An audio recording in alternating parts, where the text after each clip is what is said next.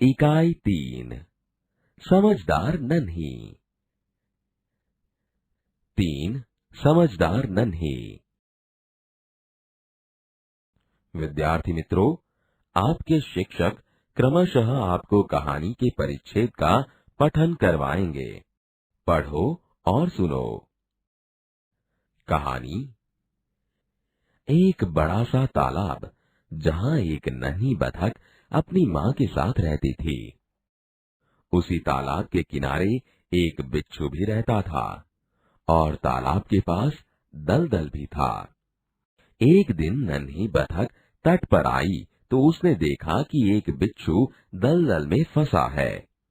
बिच्छू ने नन्ही से प्रार्थना की, बहन मुझे बचा लो। नन्ही को उस पर दया आ गई।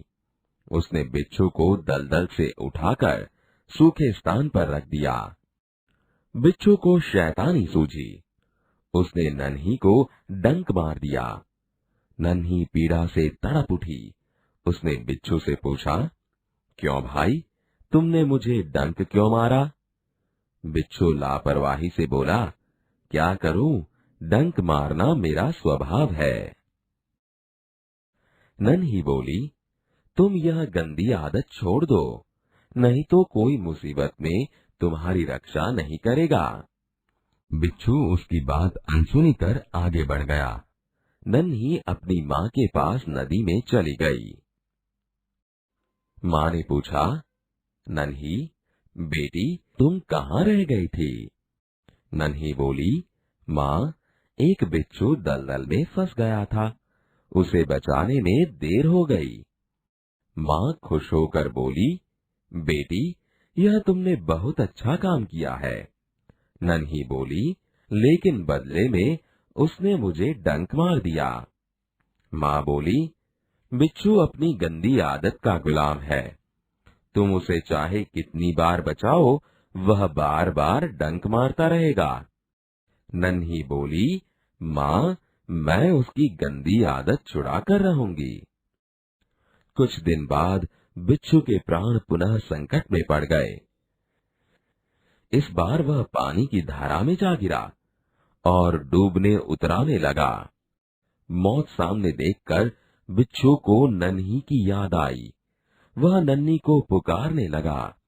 नन्ही ने उसकी करुण पुकार सुन ली। वह झपटकर बिच्छू के पास आ गई। सहसा ही उसके मन में विचार आया, अब मैं इस गंदे स्वभाव वाले बिच्छू को नहीं बचाऊंगी। बिच्छू गिड़गिड़ाने लगा, बहन मुझ पर दया करो। नन्ही का मन डोल गया। उसने सोचा, हो सकता है इसने अपनी गंदी आदत छोड़ दी हो। नन्ही ने बिच्छू को दोबारा जीवन दान दिया। बिच्छू अपने स्वभाव के अनुसार उसे डंक मारने के लिए आगे बढ़ा। नन्ही उसका इरादा समझ गई। वह मुस्कुराकर बोली, बिच्छू भाई ठिठक क्यों गए, डंक मारो। बिच्छू शर्म से पानी पानी हो गया। वह खिसियाकर बोला, बहन एक बात बताओ, मैंने सदा तुम्हारे साथ विश्वासघात किया, फिर भी तुमने मेरे साथ भलाई ही की, ऐसा क्यों? नन्ही बोली, भलाई करना मेरा स्वभाव है। मैं तुमसे बदला लेने के लिए अपनी अच्छी आदत क्यों छोड़ दूं? मेरा काम बचाना है। मैं मुसीबत में पड़े को बार बार बचाती रहूंगी। तुम्हारा काम डंक मारना है, तुम मारते रहो, देखती हूँ कौन जीतता है। बिच्छू पछतावे से भर गया। बोला, नन्ही बहन आज तुम जीत गई। मैं वचन देता हूँ कि अब मैं किसी निर्दोष जीव को डंक नहीं मारूंगा। नन्ही खुश होकर नदी में चल दी। माँ ने आज फिर पूछा, बेटी कहाँ देर कर दी? नन्ही ने पूरी घटना बता दी। माँ प्यार से बोली, प्यारी समझदार नन्ही, भले लोग अपनी बार बार की भलाई से इसी तरह बुरे लोगों को भला बनने की राह दिखाते हैं।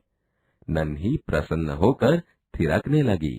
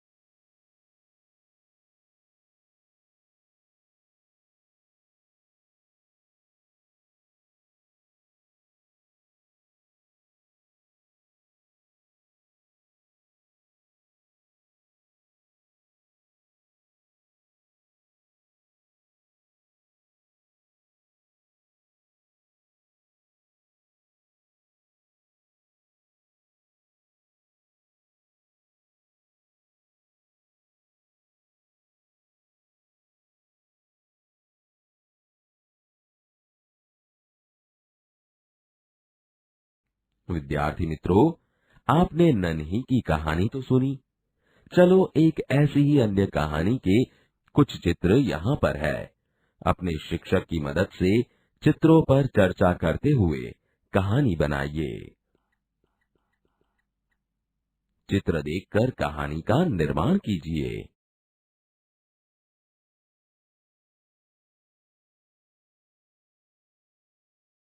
एक बड़ा सा तालाब जहाँ एक नन्ही बतख अपनी माँ के साथ रहती थी। उसी तालाब के किनारे एक बिच्छू भी रहता था और तालाब के पास दलदल भी था। एक दिन नन्ही बतख तट पर आई तो उसने देखा कि एक बिच्छू दलदल में फंसा है। बहन, मुझे बचा लो। नन्ही को उस पर दया आ गई। उसने बिच्छू को दलदल से उठाकर सूखे स्थान पर रख दिया। बिच्छू को शैतानी सूझी। उसने नन्ही को डंक मार दिया। नन्ही पीड़ा से तड़प उठी। क्यों भाई, तुमने मुझे डंक क्यों मारा? क्या करूं, डंक मारना मेरा स्वभाव है। तुम यह गंदी आदत छोड़ दो, नहीं तो कोई मुसीबत में तुम्हारी रक्षा नहीं करेगा। बिच्छू उसकी बात अनसुनी कर आगे बढ़ गया। नन्ही अपनी माँ के पास नदी में चली गई। नन्ही बेटी, तुम कहाँ रह गई थी? माँ, एक बिच्छू दलदल में फंस गया था, उसे बचाने में देर हो गई। बेटी, यह तुमने बहुत अच्छा काम किया है। लेकिन बदले में उसने मुझे डंक मार दिया। बिच्छू अपनी गंदी आदत का गुलाम है। तुम उसे चाहे कितनी बार बचाओ, वह बार बार डंक मारता रहेगा। माँ, मैं उसकी गंदी आदत छुड़ाकर रहूंगी। कुछ दिन बाद बिच्छू के प्राण पुनः संकट में पड़ गए। इस बार वह पानी की धारा में जा गिरा और डूबने उतराने लगा। मौत सामने देखकर बिच्छू को नन्ही की याद आई। वह नन्ही को पुकारने लगा। नानी, नानी, नानी। नन्ही ने उसकी करुण पुकार सुन ली। वह झपटकर बिच्छू के पास आ गई। अब मैं इस गंदे स्वभाव वाले बिच्छू को नहीं बचाऊंगी। बहन, मुझ पर दया करो। नन्ही का मन डोल गया। हो सकता है इसने अपनी गंदी आदत छोड़ दी हो। नन्ही ने बिच्छू को दोबारा जीवन दान दिया। बिच्छू ने अपने स्वभाव के अनुसार उसे डंक मारने के लिए आगे बढ़ा। नन्ही उसका इरादा समझ गई। बिच्छू भाई, ठिठक क्यों गए? डंक मारो। बिच्छू शर्म से पानी पानी हो गया। बहन, एक बात बताओ, मैंने सदा तुम्हारे साथ विश्वासघात किया, फिर भी तुमने मेरे साथ भलाई ही की। ऐसा क्यों? भलाई करना मेरा स्वभाव है। मैं तुमसे बदला लेने के लिए अपनी अच्छी आदत क्यों छोड़ दूं? मेरा काम बचाना है। मैं मुसीबत में पड़े को बार बार बचाती रहूंगी। तुम्हारा काम डंक मारना है। तुम मारते रहो, देखती हूँ कौन जीतता है। नन्ही बहन, आज तुम जीत गई। मैं वचन देता हूँ, अब मैं किसी निर्दोष जीव को डंक नहीं मारूंगा। नन्ही खुश होकर नदी में चल दी। बेटी, कहाँ देर कर दी? नन्ही ने पूरी घटना बता दी। प्यारी समझदार नन्ही, भले लोग अपनी बार बार की भलाई से इसी तरह बुरे लोगों को भला बनने की राह दिखाते हैं। नन्ही प्रसन्न होकर थिरकने लगी। बोध, इस कहानी से हमें ये सीख मिलती है कि अच्छे लोग अपनी बार बार की भलाई से इसी तरह बुरे लोगों को भला बनाने की राह दिखाते रहते हैं। शंकर सुल्तानपुरी। विद्यार्थी मित्रों, आपने संज्ञा की जानकारी तो प्राप्त की है। संज्ञा के बार बार के पुनरुक्ति को रोकने के लिए सर्वनाम का प्रयोग होता है। उसका एक अभ्यास यहाँ प्रस्तुत है, जिसे ध्यान से सुनिए, बाद में पढ़िए। सर्वनाम। निम्नलिखित परिच्छेद को पढ़िए। रमेश अच्छा लड़का है। रमेश के पिताजी शिक्षक है। रमेश की माताजी गृहिणी है। रमेश का बड़ा भाई कॉलेज में है। रमेश कक्षा 6 में पढ़ता है। रमेश मेरा अच्छा मित्र है। रमेश चतुर है। मैं और रमेश साथ में खेलते हैं। रमेश अच्छा लड़का है। उसके पिताजी शिक्षक है। उसकी माताजी गृहिणी है। उसका बड़ा भाई कॉलेज में है। वह कक्षा 6 में पढ़ता है। वह मेरा अच्छा मित्र है। वह चतुर है। हम साथ में खेलते हैं। निम्नलिखित वाक्य पढ़िए। 1. मैं डॉक्टर बनना चाहता हूँ। 2. तुम तो शिक्षक हो ना। 3. आप व्यापारी कैसे बन गए। 4. वह काम मुझसे नहीं होगा। 5. तुम्हें क्या पसंद है। 6. दाल में कुछ कम है। 7.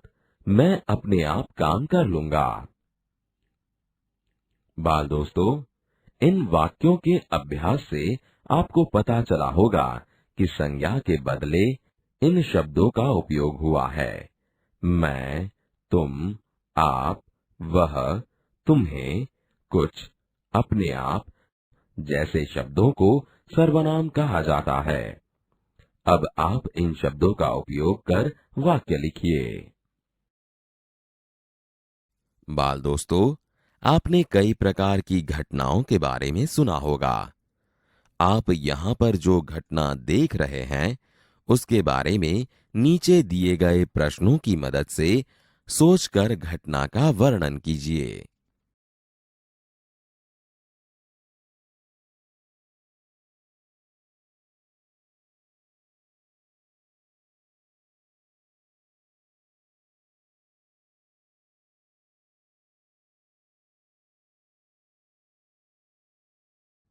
प्रश्न 1. यह घटना कैसे घटी होगी। 2. अकस्मात होने पर क्या हुआ होगा। 3. अकस्मात का कारण क्या होगा। 4. अकस्मात के समय हमें कौन सी सावधानी रखनी चाहिए। 5. आपने ऐसी घटना कब और कहां देखी थी।